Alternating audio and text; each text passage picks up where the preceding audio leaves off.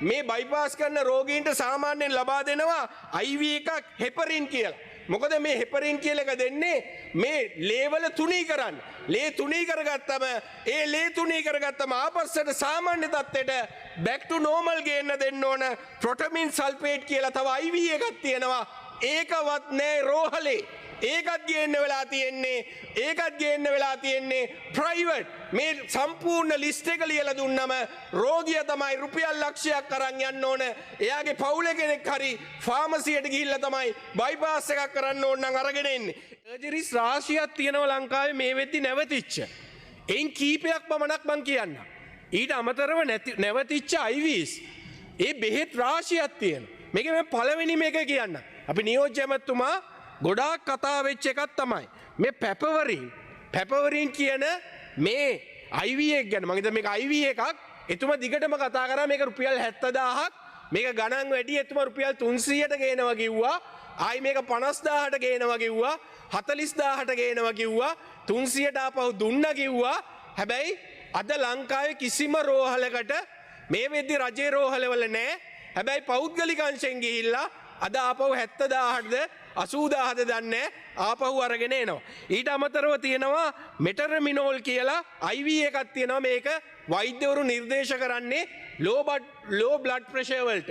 මේ blood pressure අඩු වුණාම තමයි මේක නිර්දේශ කරන්නේ. මේකත් අද රෝහල් වල නැහැ. ඊට පස්සේ ඩෙක්ට්‍රෝස් දෙනවා ලෝ ෂුගර් ආවම වෛද්‍යවරු. මේකත් අද රෝහල් වල නැති තත්ත්වයක් තියෙනවා. ඊළඟට මැක්සුලෝන් කියලා IV එකක් දෙනවා. මේක ප්‍රෙග්නන්ට් අයට වෛද්‍යවරු නිර්දේශ කරනවා වොමිටිං වලට. මේක වමනේ නවනම් මේක කැන්සර් පේෂන්ට්ලාට එහෙම නැත්නම් ওই ප්‍රෙග්නන්ට් අයට දෙන මේ බෙහෙත මේ වෙද්දි කිසිම රෝහලක නැති තත්ත්වයක් තියෙනවා. ඒ වගේම වෙරපමිල් කියලා තියෙනවා. මේක ඕරල් ඩ්‍රග් එකක්. මේක වෛද්‍යවරු නිර්දේශ කරන්නේ හයි බ්ලඩ් ප්‍රෙෂර් ආම මේවට දෙන. ඒකත් මේ වෙද්දි නෑ. ඒ වගේම පැරසිටමෝල් සපොසිටරි එක මේ වෙද්දි රෝහල් වල නැති වෙලා තියෙනවා.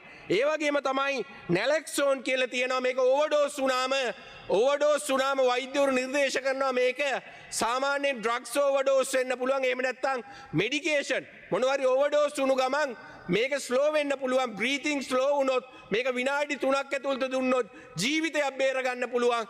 ඒකවත් අද රෝහල් වල නැති තත්ත්වයක් ඇති වෙලා තියෙනවා ගරු සභාපතිතුමනි. ඒ වගේම තමයි මම මේ ඩේලි මිරර් පුවත්පතට අවධානය යොමු කරන්න කැමති. මේක තියෙනවා Colombo National Hospital compelled to bring surgical and pharmaceutical items from outside costing over 100,000 due to severe shortage of critical drugs and surgical supplies includes antibiotics, heart medication, special painkillers, several other essential items. අද bypass එකක් කරගන්න කාට හරි ඕන නම් ගරු සභාපතිතුමනි අද ලංකාවේ තියෙන රෝහල් තියෙන්නේ කොළඹ රෝහල, එහෙම නැත්නම් කරාපිටිය, එහෙම නැත්නම් නුවර, එහෙම නැත්නම් ජැෆ්නා. සාමාන්‍යයෙන් ආසන්න වශයෙන් තියෙන්නේ දවසකට ඔපරේෂන් 15ක් විතර කරන්න වෙන්නේ. මේ ඔපරේෂන් එකක් කරන්න ඕන නම් අද රෝගියට රුපියල් ලක්ෂයක් අතේ අරගෙන තමයි යන්න වෙන්නේ. රුපියල් ලක්ෂයක් අතේ අරගෙන ගියාම තමයි එයාට ලියලා දෙනවා රෝහලෙන්. අද දැන් රෝහලේ හරිනම් වෛද්‍යවරයාට ලියන්නත් බෑ.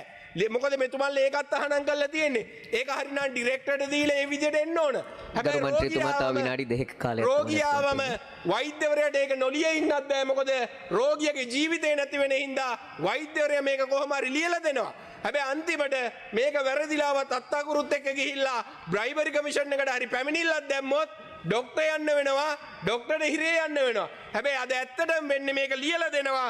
මෙන්න මේ වෙද්දි බයිපාස් සර්ජරි එකක් කරන්න මේ වෙද්දි ලියලා දෙන මේකේ තියෙනවා මේ ලියලා දෙන එකේ තියෙනවා ට්‍රාන්ස්පේරන්ට් තියෙනවා ඩ්‍රෙසින්ස්. මේ ට්‍රාන්ස්පේරන්ට් ඩ්‍රෙසින් සාමාන්‍යයෙන් අර කකුලේ දමනිය මේ වෛද්‍යවරු ඉන්නේ ඉඳ අපිට වැඩි හොඳට දන්නවා. සාමාන්‍ය ඔපරේෂන් එකක් කරනකොට මේ කකුලෙන් ගන්න මේ දමනිය ගත්ත මෙතන ලොකු තුවාලයක් ඇති වෙනවා. එතන ට්‍රාන්ස්පේරන්ට් ඩ්‍රෙසින් එකක් දානවා. මේක ගේන්න වෙලා තියෙන දැන් පේෂන්ට් තමයි ඒක කඩේට ගිහිල්ලා එහෙම නැත්නම් ෆාමසියට ගිහිල්ලා අරගෙන එන්නේ තියෙන්නේ. ඊළඟට තියෙනවා මේවා මේ සූචර්ස් මැටීරියල්ස් මේවෙන් තමයි මේ තුවාල වහන්නේ.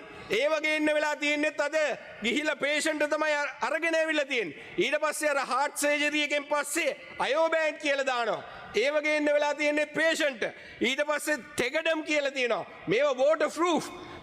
මේවා වතුර යන්න බැරි වෙන්න තියෙන්නේ. ඒවගේ එන්න වෙලා තියෙන්නේ පේෂන්ට්. ඊට පස්සේ ආටිරියෝ ෆික්ස් කියලා තියෙනවා. මේකෙන් තමයි බ්ලඩ් ප්‍රෙෂර් එක ඒ රෝගියගේ ප්‍රෙෂර් එක උඩේ වහලේ අනේක බලන්න මේක මේ IV එකත් එක්ක සම්බන්ධ කරලා තියෙනවා. මේ වෛද්‍යවරුන්ගේ උපදෙස් අනුව මේවා මේකත් ගේන්න වෙලා තියෙන්නේ රෝගියට. ඊට අමතරව ගරු සභාපතිතුමනි මේ බයිපාස් කරන රෝගීන්ට සාමාන්‍යයෙන් ලබා දෙනවා IV එකක් හෙපරින් කියලා. මොකද මේ හෙපරින් කියලා එක දෙන්නේ මේ ලේවල තුනී කරන්න. ලේ තුනී කරගත්තම ඒ ලේ තුනී කරගත්තම ආපස්සට සාමාන්‍ය තත්ත්වයට back to normal ගේන්න දෙන්න ඕන ප්‍රොටමින් සල්ෆේට් කියලා තව IV එකක් තියෙනවා. ඒකවත් නෑ රෝහලේ. ඒකත් ගේන්න වෙලා තියෙන්නේ ප්‍රයිවට්. මේ සම්පූර්ණ ලිස්ට් එක ලියලා දුන්නම රෝගියා තමයි රුපියල් ලක්ෂයක් අරන් යන්න ඕන. එයාගේ පවුලේ කෙනෙක් හරි ෆාමසියට ගිහිල්ලා තමයි බයිපාස් එකක් කරන්න ඕන නම් අරගෙන එන්නේ. ඒ එක පැත්තක්. අනිත් පැත්තෙන් තියෙනවා අතක් කැපිලා ගියා නම් එහෙම නැත්නම් ප්ලාස්ටික් සර්ජරි එකක් කකුලක් කැපිලා ගියා නම් අද වෙද්දී ප්‍රෝලින් සූචර්ස් කාලය අවසානයේ අවසන් තප්පර 30ක් කාලයක් දෙන්න ප්‍රෝලින් සූචර්ස් ඕන අද ප්‍රයිවට් ගිහිල්ලා අරන් එන්න ඕන. එහෙම නැත්නම් මොනොක්‍රීල් සූචර්ස් මැටීරියල්ස් අද රෝහල් වල නැහැ. ඒ වගේ පොලියස්ටර් සූචර්ස් මැටීරියල්ස් අද රෝහල් වල නැහැ. ස්ක්‍රීන් ක්‍රාෆ්ට් ස්ටෙප්ලර්ස් අද රෝහල් වල නැහැ. මේවා ඔක්කොම ප්ලාස්ටික් සර්ජරි එකක් කරගන්න ගියාම මේවා කවර් කරන මැටීරියල්ස් නැහැ. අද ගොඩක් රෝහල් වල අද මේ කොළඹ මහ රෝහලෙත් නැහැ. ලංකාවේ වටේ රෝහල් වල නැහැ. අද ඇත්ත තත්ත්වය මේක. හැබැයි මේවා හංගන්නේ ඇයි? අද අවුරුද්දක් වෙලා තියෙනවා. අද ඔබතුමන්ලගේ ජාත්‍යන්තර සම්බන්ධතා තියෙනවා නම් ඒවා පාවිච්චි කරන්න. එහෙම නැත්නම් ටෙන්ඩර් ක්‍රමවේදී වලට මේවා ගේන්න. මේක තමයි ඇත්ත ප්‍රශ්නේ. අද වෙද්දී ලංකාව ඇතුලේ බයිපාස් එකක් කරගත්න ලක්ෂයක් යනවා. මේ IV ටික නැහැ, බෙහෙත් ටික නැහැ.